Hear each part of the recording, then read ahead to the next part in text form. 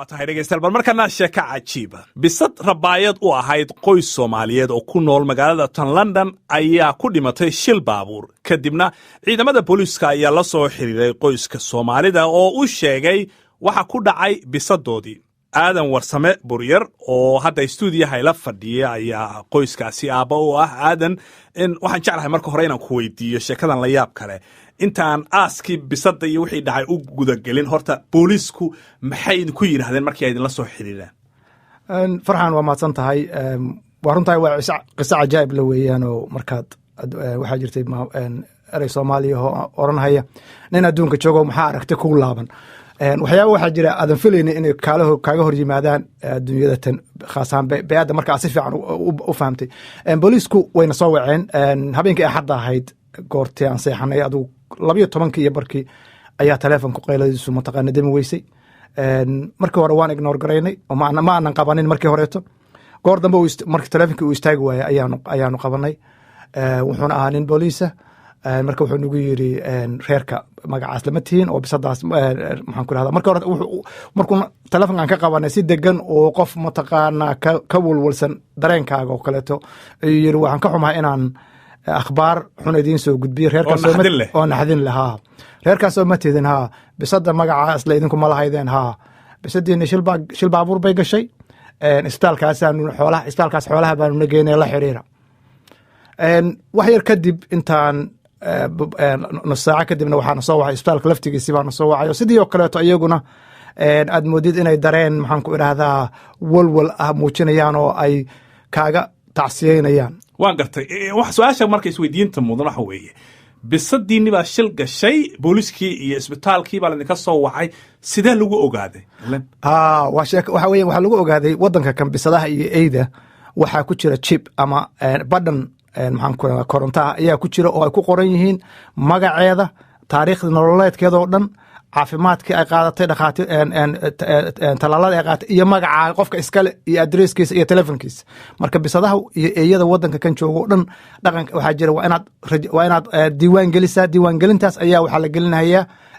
badhan baa la gelinayaa oo chip ah oo macluumaadkaas oo dhan ku jiro iskaan bay marinaya marka isbitaalka la geeyey iskaan marinaya maxaa bisadii marka maxaa ku dhacay bisadii sidaan marka dambe ogaanay naag dariskayaga oo naga dheerayn bisadu waad og tahayoo way iska baxaan wuxuu leeyahay albaab asaga u gaaraho oo badhankaas korontada ah ka furo uu kuna soo galo oo furo oo kaleeta ah uu kuna baxo kuna soo galo marka habeenkii wuu baxay markuu casheeyey buu baxay wuu baxaa wuu soo noqdaa adigu waa bisado marna way baxaysaa marna way soo noqonaysaa naag baa ku dhacday gaari baa ku dhacay booliisku siday wax u dhaceen nooma aysan sheeginin laakiin reer kale oo dariskayaga oo Soomaaliya waxay noo sheegeen inay la soo istaageen markii shil ku dhacay naagtuna waxay tiri bisada iyadoo ordaysa unbay maxaan soo hoos gashay saas ku dhimatay way dhimatay magaceeda marka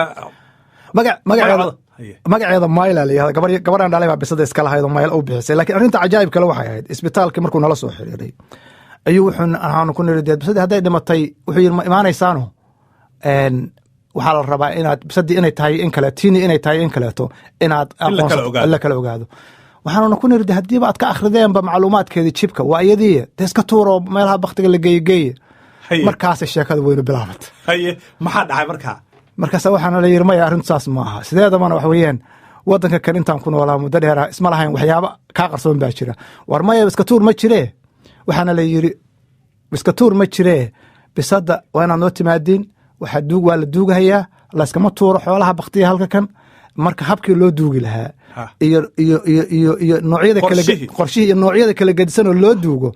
baan kala tahay haddii kaleeto annaga duugayno lacagtan aan soo dalacayna marka bisadii aas baa loo sameeyey bisadii waxayna dhahaan saddex waxaad leedihiin maxaan ku idhahdaa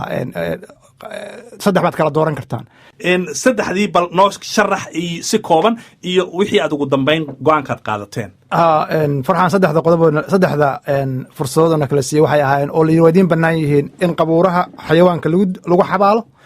in la gubo oo labaduba kharash mataqaanaa ku kacahaya qofka iskale bisaduna uu bixinayo oo anaga ah iyo tan saddexaad oo ay dhaheen haddaadan intaa midna yeelaynin dabcantan gubitaanka lama ogola diiniyin lama ogola waxay ahayd in haddaad leedihiin dhul gurigiinu hadduu leeyahay jardiino ama beer inaad ku xabaalatiin taasaanu mataqaana qaadanay laakiin dhibtu waxay ka timid carruurtii baa diiday tiina waxay tiri ma doonayna in meesha naloo ku xabaalo waa ka naxaynaayo markaas waxay ugu qaadatay asbuuc dhan in bisadii ay qaboojiyaha meydka la geliyo igu jirto oo intaan carruurtii mataqaanaa bal aan sasabayey oo ay mataqaana iska bedelayeen aan maxaan ku idhaahdaaba asbuuc dhan igu qaadatay ugu dambayntii carruurtii markii aan ka dhaadhiciyo on ku iri xayawaan ma gubayno de lacag intaan leegna inaan ku bixino bisada duugaya lacagtu marka midna waa 500 iyo midna 500 bay ka bilaabanaysaa midda xayawaanku waxay qabuuro gaar ah u duugo waxay ku leeyihiin hataa waxaa lagu xirayaa madaxii dhagaxii magacaa wixii baa lagu xirayaa wixii baa lagu qoraya oo lacag badan midda kalena tan kale waa 200 oo geniyo waa la gubayaa dambas baa laga dhigaya dambas baa laga dhigaya taa laftigeedii waxay ku leeyihiin dadkan moogtahay galada waa nooco taasaa laba qaybeed oo mid xayawaan badan baa la isla gubaya midna keligeed baa lagu gubaya haddaad rabtid in keligeed lagu gubo oo lacag zaaid aad ku daraysaa marka intaa markaanu samaynay waxaan soo gatay qalabkii wax lagu qodayey godkii baan u qoday waan xabaalay marka waxaa la yaab leh laba nin baa wuxuu yiri laba kalaba is saarayo laba tawogo isma saarin bisad baad qabuur u qodaysaayo weligee iguma soo dhicin oad xabaali doontaa waa arrimaha mataqaana la yaab kale farxaano waxaa taa kaloo ka darnay subaxii markii habeenkii naloo sheegay in bisadii ay dhimatay oo nala yiri subaxii waa inaad timaadeen isbitaalka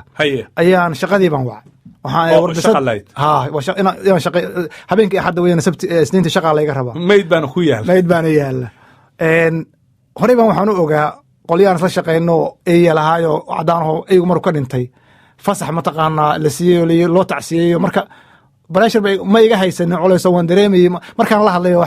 waa lai tacsiyey waxaa leeyahay waanu ka xunahay in bisadii kaa dhimatay oo dee mataqaanaa tacsi aad ku jirtid marka tacsidaas aad soo gudatid oo ay mataqaanaa dareenkaaga iyo soo dego markaa shaqadaada imuu mataqaana waaba lagu tacsiyey waaba lai tacsiyey halkan waxaan u jeedaa kaarar badan oo hadda midkanan gacanta ku hayo ay kuu soo qoreen dad badan oo tacsi ay kugu soo qoreen hadda kaarkan oo kale waxaa leeyahay miss cabdi waxaad naga aqbashaa tacsidii af ingiriis bay ku qoran tahay mayla mukulaashi baa lagaaga tacsiyenaya waxaa kaloo jira iyaguna tagsiyada qaarkood hadda kaarka kanu xaaskayga ku socotay runtii oo waxaa usoo diray qolyihii marka hore meeshaan bisada ka soo qaadanay maxaan ku idhaahdaa marka inaad u sheegtayo inay bisadii dhimatay oo ay faylka ka saaraan waxa u geliyaan marka qoladii baa kaarkaa soo dirtay laakiin dad kaleto asxaaba ama wada shaqayno ama kuwa deriska xataa ajaaniibahoo mataqaanaa afrikaan iyo cadaan gurigay bay noogu yimaadeen booqasho oo tacsiyen bay noogu yimaadeen marka arrintaas waxay kutusaysaa ma ahan oo keliya dadkan oo dhanu inay bisadii ka walwalsan yihiin waa dareen bini'aadnimo ay kutusayaan adiga yani waxaad ka wadaa waxaa laga baran karo arrintan waxaa laga baran karaa waa mida horta intaas waxaa naloo marinaya xuquuqda xayawaanka ilaalinteeda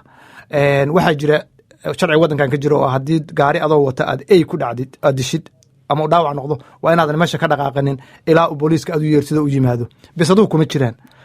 meeshii aanu meydka ka soo qaadnay bisada baktigeeda ka soo qaadnay warqadayna si ay leeyihin fadlan waxaan ugu jirnaa dadaal in sharciga bisadahana sharcigaa lagu dabaqee saxiixa waraaqaha saxiixoo noo soo celiyo